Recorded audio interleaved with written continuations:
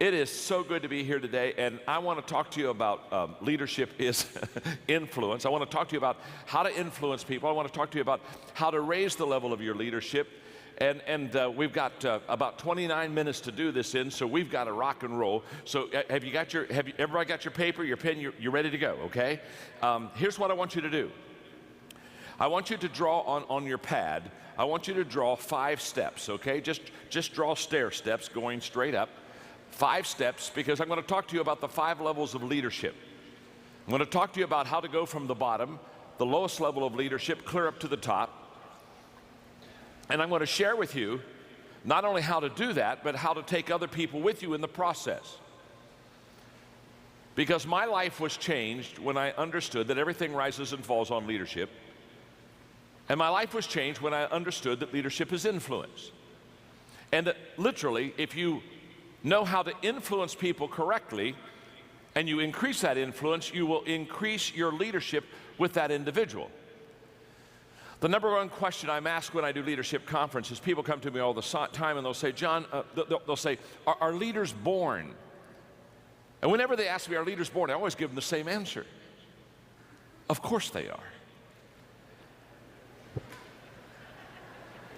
Think about that question. I've never met an unborn leader. I don't want to either.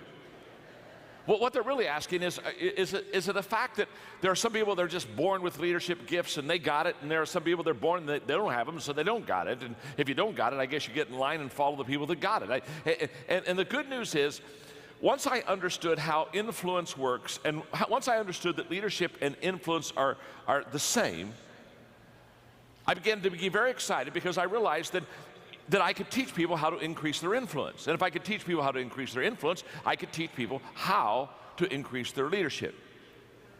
So 30 years ago, I started teaching. In fact, when I began this teaching, I began teaching what I call the 5 levels of influence. I called it for several years the 5 levels of influence before I switched it over to the 5 levels of leadership. And for 30 years, I've been teaching this, and I've taught this for West Point and Microsoft and Lilly and Delta, and the largest organizations and companies in the world come and say, John, teach the 5 levels of leadership, because they understand that if you and I today, in these few minutes, can understand how leadership works, and by the way, leadership's not a noun, it's a verb. It's action, it's moving. And if we can understand how to go from level 1 to level 2 to level 3 to level 4 to up to level 5 in our leadership, we expand our leadership, we expand our influence, and we expand our effectiveness. So I'm ready to go. I know you're ready to go. Let me see some hands. How many of you have got the 5 steps on your paper now? You got the 5 steps? Raise them up high. Let's see. The 5 steps. You got them? Okay, here we go. Level 1. We're going to start at the very bottom level. This is where you start. This is where we all start. The bottom level is the position level. At level number 1, this is where we all start. We all start with a title. We all start with a job description. We all start with a position, okay? And the key word at level number 1, the key word is rights, R-I-G-H-T-S, rights. In other words, people at level number 1 follow you because they have to. In other words, you're the boss, or you have a title, or you're the supervisor, and anybody that's under that person, they just basically follow that person.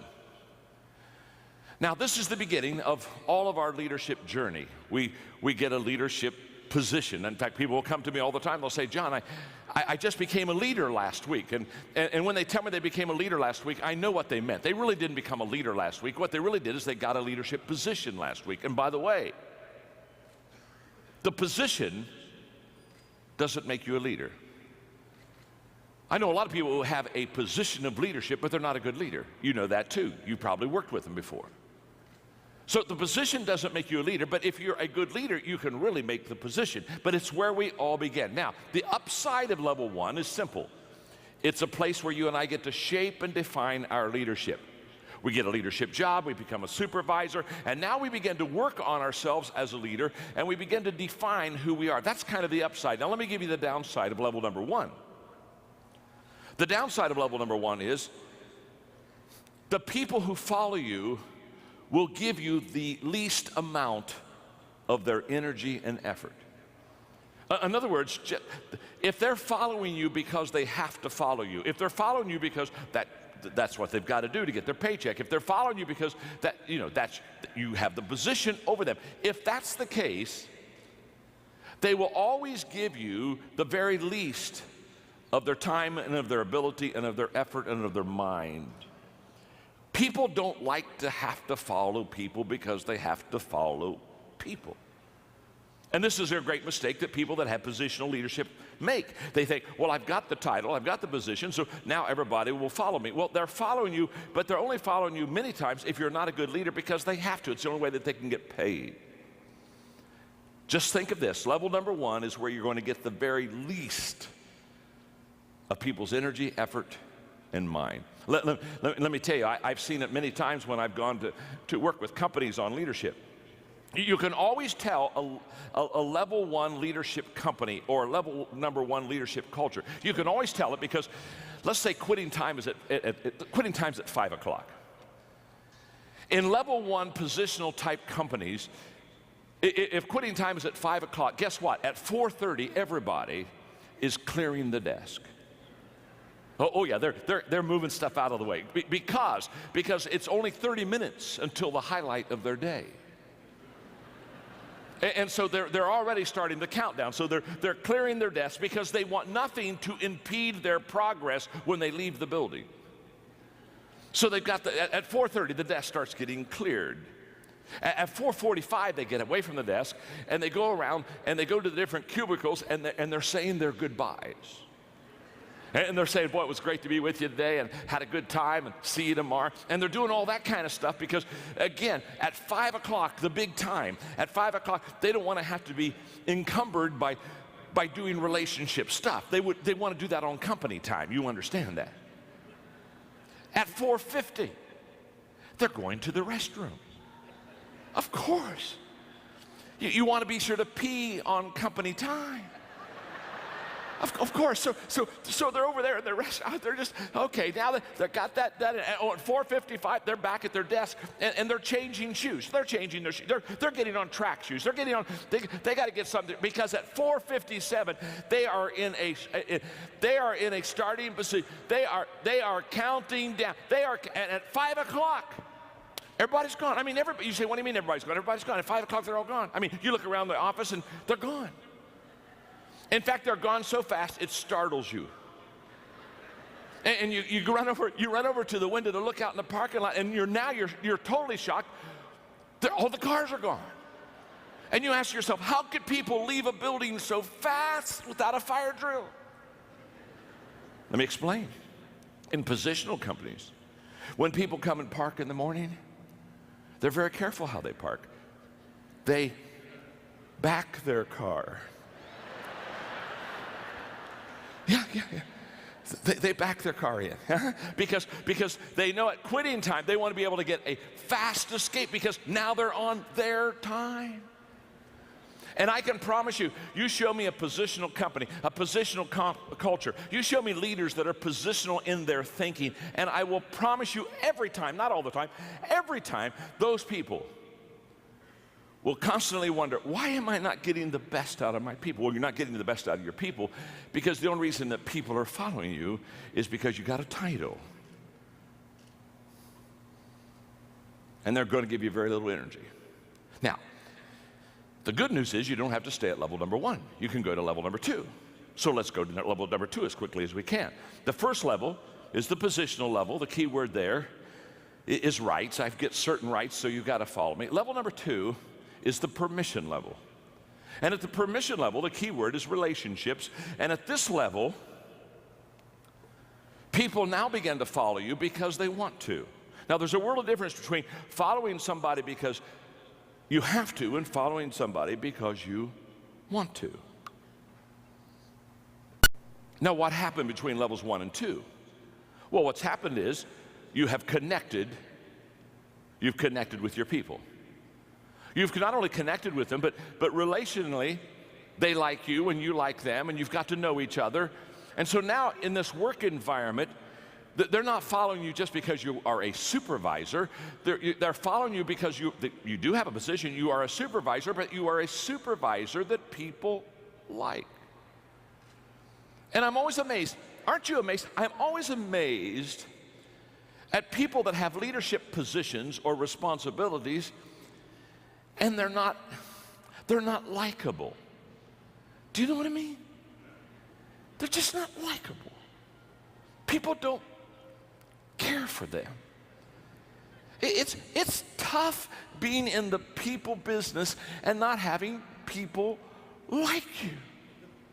It's tough. In fact, sometimes I see them and I just want to sit down with them and say, my name is John and I'm your friend. And I just want you to know, people don't like you. How many, oh come on, let's just have some fun. How many of you have ever had somebody how many of you ever had somebody you worked for that you just didn't like? And no, wait, oh, that was close. Let me qualify this for you. Not in your present job situation. You understand? No. I know that is not happening where you are now. You are happy. But how many of you in another job at another time on another planet? Come on. All right, come on. How many of you ever had somebody you had to follow and they just weren't like, let's see the hands. Come on, let's get those hands. Uh-huh, absolutely. All right, there you go. All right, let me ask the real question. How many of you are seating beside that person right now?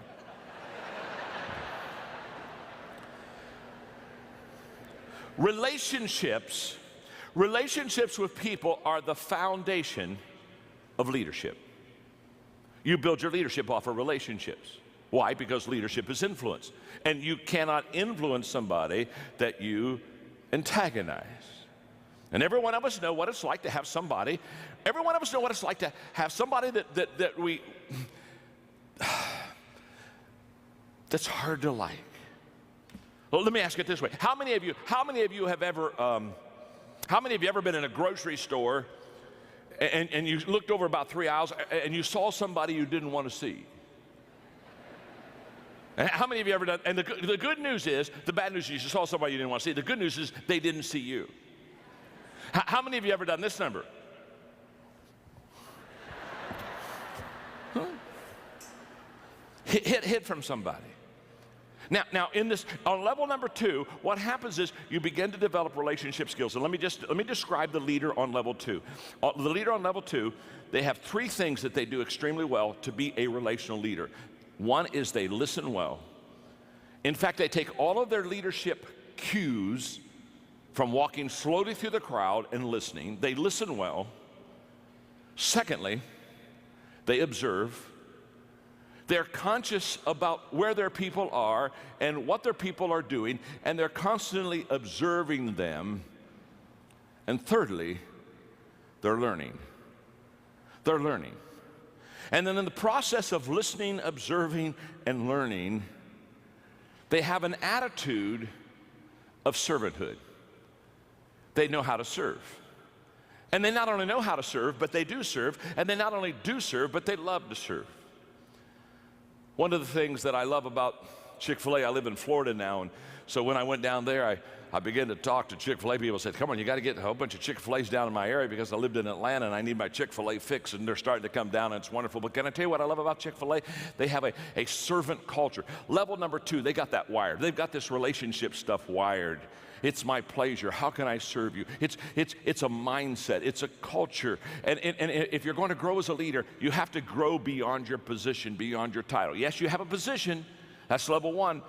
But the second level is relationships and the ability to get along with people. That's level 2. Let's go to level number 3. There's another level higher. The third level is the production level. The key word there is results. And at this level, you're starting to help the bottom line of the company. You're starting to, quote, bring home the bacon. You're at this level, you become effective as a leader. And you become effective as a leader on level number 3 because you produce. And the characteristics of leaders at level number 3 are very common. One is that they produce by example. In other words, they are the example for the other people that follow them how to be effective and how to be productive. You see, the greatest motivational principle in the world is that people do what people see. And too too many travel agents, they're like, or too many leaders are like, they're like travel agents. They're sending people where they've never been themselves. And you want to be a tour guide. You want to take people with you. You want to say, this is the area where I've been, this is where I live, this is the area where I lead, come along and follow me. And at level number 3, your leadership begins to gain credibility because now you are fleshing out for the people around you and you are modeling for them things that they want to see, and you are starting to produce. Which something else happens because you're becoming productive in your own life. You begin to attract people that begin to be productive also. In the 21 Irrefutable Laws of Leadership that I wrote, one of the laws is the law of magnetism, and the law of magnetism just says we attract who we are, not who we want. So when I talk to leaders, often when we talk about recruiting, then I'll say, well, what kind of people do you want in your company? What kind of people do you want in your department as a supervisor? And they'll give me a list. They'll write things, I want somebody that's self-disciplined, and I want somebody that is service-oriented, and they'll give me a list of 4 or 5 qualities. And as soon as they give me the list, I look at those qualities, and then I ask them a very simple question. I say, okay, do you possess those qualities? Because see, on level number 3, basically who you are as a leader is who you attract on your team. And at level number 2, or level number 3, what is wonderful is that at level number 3, when you start to produce, when you start to really develop, when you really start to grow things, you begin to get momentum. And momentum is a leader's best friend because momentum is the great exaggerator. And once you have momentum, all of a sudden things begin to look in such a better way, and it becomes easier to grow, and it becomes easier to lead. It's a wonderful thing. In fact, level number 3 is where a lot of the problem solving is taken care of. You see, managers, they try to solve problems where leaders try to create momentum, because leaders know that if they create momentum, they'll solve 80% of their problems with momentum. You see, momentum is a problem solver. Lack of momentum is a problem stopper over time. A train going 55 miles an hour on a track, if you had a 5-foot thick concrete steel reinforced wall on the track in front of that train, because that train is going and has momentum going 55 miles an hour, that train would smash through that wall and would just keep on going. Why? Because it has momentum. Momentum allowed it to get through a 5-foot thick concrete steel reinforced problem. That's what momentum does. That same train, not moving at all, stopped dead on the track. No momentum. If you put a 1-inch block in front of the driving wheels of that train, just a 1-inch block, that train can't even get started. Now, isn't it interesting? Same train that smashed through a 5-foot thick concrete steel reinforced wall because it had momentum, that same train without momentum can't even get going with a 1-inch block, can't even get going. It has no momentum. In fact, that's why I tell people many times that when they look at the problems they have in their organization, your problem is not your problem. The problem is they think the problem is the problem, and so therefore they concentrate on a problem that's not a problem, and now that the problem it isn't a problem has become a problem, not because it was a problem, but the problem was they didn't know it wasn't a problem, and so now they're concentrating on a problem that wasn't a problem, and now they've got a problem not because they had a problem, but the problem has become a problem because they didn't know that it wasn't a problem, and so they got a problem. And momentum and level 3 leadership will take care of 80% of all the problems in an organization. It happens for sports, it happens for business, it happens in government. Momentum is a leader's best friend. It happens at level number 3. You got to get to level number 3 to get that mo going. Okay, let's go to level number 4. Let me ask you a question before we go to level number 4. Are you learning something? Are you learning something? Okay, look at your neighbor and say, I'm learning something. Go ahead and tell them that. Go ahead and tell them that. I'm learning something. Look back at your neighbor and say, not enough yet. You've still got 2 levels to go. You're not there yet. You're not there yet. Level number 4 is the people development level. This is what I live for. This is what I strive for. This is what excites me. Something magical happens when you begin to understand the most appreciable asset you have in any organization is the people of that organization. And you begin to commit yourself to developing the people within that organization, because how do you grow a company? You grow a company by growing people. And when you grow them, they increase their capacity. When they increase their capacity, they begin to increase the capacity of what you can do and what you can accomplish. Let me just share with you quickly 3 thoughts on developing people, just very quickly. Number 1 is the key to developing leaders, and the key to developing good people is in recruitment. The better person you bring in the door, the higher odds that you can do well with them. I remember having lunch one time with Lou Holtz, and Lou Holtz said, John, I've had bad players on my football team, and I've had good players on my football team. And he said, just to be honest with you, I'm a better coach with good players. Of course he is. Of course he is. Let me say something. 80% of your success of equipping people to be successful is in the front door on who you bring in. I wish I had time to develop that for you, because what happens is, unless you and I have a clear picture of what we're looking for, we don't know when we see it. Happens all the time. People come to me and say, John, I'm looking for some leaders for my company. What do you suggest? The first question I ask is, what does the leader look like? Give me the characteristics, give me the qualities. Please paint a picture for me. What does that leader look like? Because you've got to have that clear picture so that when you see that person, you know that they're one that you want. Recruitment is key. Number 2 is positioning. The ability not only to bring the right person in the front door, but also to put him in the right places. Collins would say, get him on the bus, get him on the right seat. And position is huge. And what I've discovered is that successful people have always positioned themselves well. When you see a successful person, they're successful because what they have done is they've found their strength zone and they've found their niche, and they stay right in that sweet spot, and they just work that sweet spot. You've never heard anybody be in an interview that was successful that you came up and you interviewed them and they said, well, the secret of my success is that I've never discovered what I was good at. Or the secret of my success is I've always worked on, I've just worked in my weakness. No, they're always in their strength. They've already discovered what they're good at. Now, successful people have discovered what they're good at. Successful leaders discover what other people are good at. Successful people position themselves well. Successful leader position the other people well.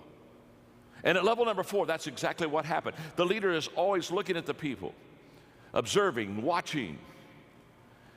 Just like last week, I went back to my first school. I graduated from Ohio Christian University in a little town in Circleville, Ohio, and it's a little school, and I go back every year and I give them a day to speak, and they get all the proceeds and keep the money. And so because I grew up in that town, I told one of my friends that played ball with me, Tim, I said, Tim, let the ball players, let the team know, let some of my high school kids know that I'm going to be in town, and let's have a dinner afterwards. And we had over 50 people came together. I hadn't seen many of my high school mates since I graduated from high school, clear back in 1965. And we had a wonderful time. We laughed and talked and told stories for 2 hours, and Coach Neff, our basketball coach, he came back. I hadn't seen him for years. And when I saw him, I thought of myself, and I thought of back in those scrimmages in basketball, because the first scrimmage every year, Coach Neff would take the first team, and he'd say, now I'm going to let you play the second team, but there's one condition. The first team is not going to play their position. And he'd take Doug Roth, who was 6'8", and put him out at point guard. I remember he stuck me one year under center, and he put all the first team players out of position on offense. But he let the second team play in their position. And the second team always beat us in the scrimmage. Why'd they always beat us? Because, and then he would stop and he'd say, let me just explain something to you. No matter how talented you are, if you're out of position, you'll never reach your potential. What was Coach Neff teaching us? He was coaching us, and he was teaching us that it's key to get positionally correct. And it's also, as a leader, key to get your people in the right position. And at level number 4, that's what happens. At level number 4, you recruit well, you position well, and then you equip well. Now you take them and say, okay, I understand what their strength zone is. I understand what their giftedness is. Now I'm going to equip them. I'm going to come alongside of them, and I'm going to develop them, and I'm going to train them. And I use a very simple, for many, many years, a simple 5-step equipping process. It really works. Step 1, I do it. It's that simple. You can't teach somebody what you can't do yourself. We may teach what we know, but we reproduce what we are. So if you're going to reproduce yourself, you got to be it yourself. So the first step is I do it. Step 2 is I do it and you're with me. I take you with me. Now we're going to spend time together. I'm going to be your mentor. I'm going to be your coach. You're going to watch me. You're going to observe me. You're going to see me in different situations. We're going to make sure that it works. We're going to make sure you're going to be able to ask me questions. Step 3 is now we turn it, and I hand the ball off to you. Now on step 3, you do it. You do it, and I'm with you. Now I'm watching you, and I'm tweaking you, and I'm helping you to get better, and I'm just really fine tuning you.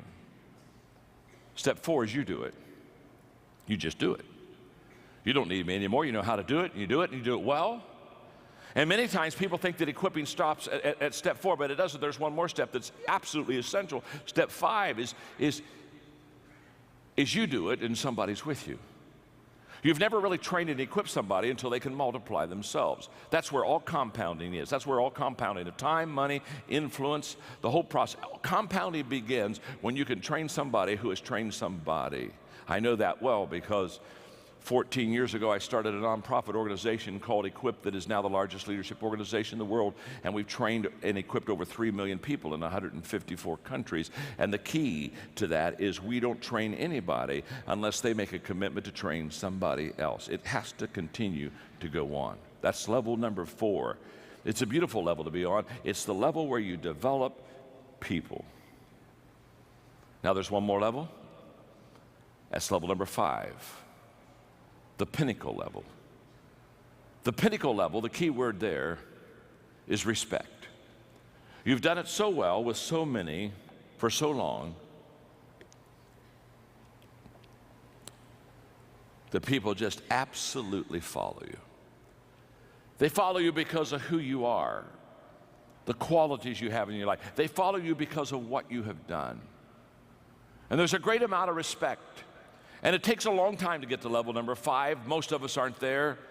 All of us would probably like to be there, but it's a lifelong journey. And what I want you to understand about the 5 levels is that's exactly what leadership is. Leadership is an always ongoing, always learning, growing process. Okay, let me ask you a question. You've got the 5 levels there, and you can see them, and you can see how each one kind of leads into the next one. And probably the question you've asked yourself now by this time, because you're a sharp crowd, you've asked yourself, wonder what level I'm on. Am I on level 1, or am I on level 3? Am I on level 4? You've already done that. I know you have. That's what I would be doing if I'd be sitting there. I'd be saying, okay, where are you, Maxwell? And if you ask that question and you kind of go deep in that question, you're going to get a little frustrated because you know what you're going to discover? You're going to discover that you're not on the same level with everybody. That with somebody, you're maybe on level 2. With somebody else, you may be on level 4. Isn't that true? If somebody new came in the company, you're on level 1 with them. And what you're going to discover is that you're on different levels with different people. Now, I wish I had an hour to teach this whole process, but here's what I want you to understand. Here's your assignment, very simple. Take the people that you lead, put their names down, and ask yourself a simple question. What level am I on with that person? Do your best to kind of put a number there, and I know it can kind of bleed together, so it's not quite an exact science, but do your best shot, because after you know what level you're on with each one of your people, then you're going to know specifically how to lead them. The lecture that I've just given in October, I have a book coming out called The 5 Levels of Leadership. For 30 years I've taught this. And all of a sudden I said, I'm going to put it in a book and I'm going to help people begin to understand, here's where I am now, and here's what I got to do to get to the next level, and here's what I got to do with this person here to get them to the next level with me. Now here's the key. Whenever you try to cast vision with people in your organization, in your department, they don't see you based upon who you are as a person or as a leader. They see you through the 5 levels grid. And a person on level 1, when you talk about a vision, a person on level 1 sees you entirely different than a person on level number 4. The commitment level is much higher the higher you go with your people. So therefore, when you cast a vision or when you lay it out for your people and say, this is where we want to go, just understand It may be the same company, it may be in the same building, it may be the same time, it may be the same speech, but the reactions are going to be different. And the reactions are going to be different because they're on different levels with you. So take the notes, study them, apply them to your life. Get the book when it comes out in October. Begin to be a student of the 5 levels of leadership. And I wish you well, because leadership is influence. Always has been, always will be. And within you, you have the power to increase that influence. God bless. Thank you very much. Have a